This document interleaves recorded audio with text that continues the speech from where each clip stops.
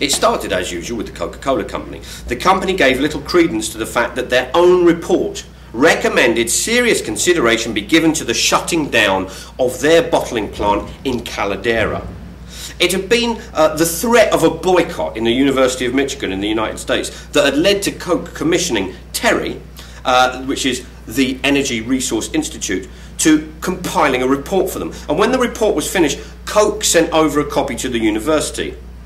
In the 7-page covering letter, Coca-Cola failed to mention that the TERI report, their own report, had suggested the Caldera plant be shut down. Instead, they claimed the plant in Caldera was responsible for putting more water into the ground than it took out, despite the farmers, the workers and Coke's own report saying the opposite. I'm not suggesting this by way of a comparison, but if I ever get caught shoplifting, my defence is going to be, actually, I was putting something on the shelf. Caldera, like most of Rajasthan, relies on groundwater, getting water from a well.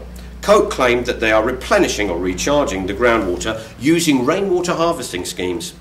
In Caldera, the rainwater harvesting systems we have installed have the potential to recharge 15 times the amount of water the plant uses currently. Even in recent years, when rainfall has been below average, actual recharge has been more than 5 times the amount of water used for production of our beverages, say the Coca-Cola company.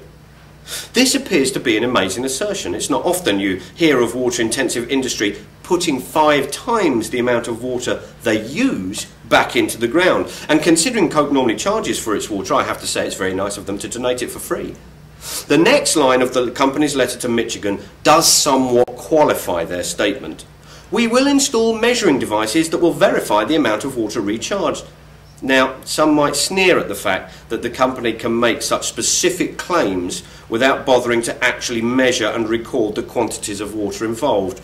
But I say shame on you naysayers. We are witnessing the birth of a new scientific era where companies can state facts without having to fall back on the outdated and tiresome concept of collated scientific data. When I pressed Coke on this technicality, they told me the company, along with the community/NGO, tries to take water table readings before and after monsoon, keeps historical data, conduct community interviews, facilitate media visits to understand the efficacy and impact of such projects, besides site visits by our own high-ranking officials. So let's break that down. Where do we begin on such a statement? Firstly, the company say how they monitor the scheme. I asked them, how do you monitor it? And they reply by saying the company tries to measure the water. Secondly, they say they keep historical data, but of what? Old train tickets are historical data. An Enron ship financial report is historical data. A stalker's trophy cabinet is historical data. They don't tell us what it is. Thirdly, the companies say they facilitate media visits. Well done. How does this relate to monitoring the schemes? Am I to assume that the paparazzi finish with Brad and Angelina and then nip over to Caldera with their hydrology kits? Fourthly, the company says that they get visits of their own high-ranking officials. Well done. You took the boss to look at it. So to conclude, the Coca-Cola company, the company put their own products into space with a device that enabled astronauts to drink their fizzy pop at zero gravity. That company, when asked how they monitor their own rainwater harvesting schemes, replied, "We do try. I've got some cuttings, the boss looked into it, and a photographer took a photo." I'm paraphrasing, but you get the gist.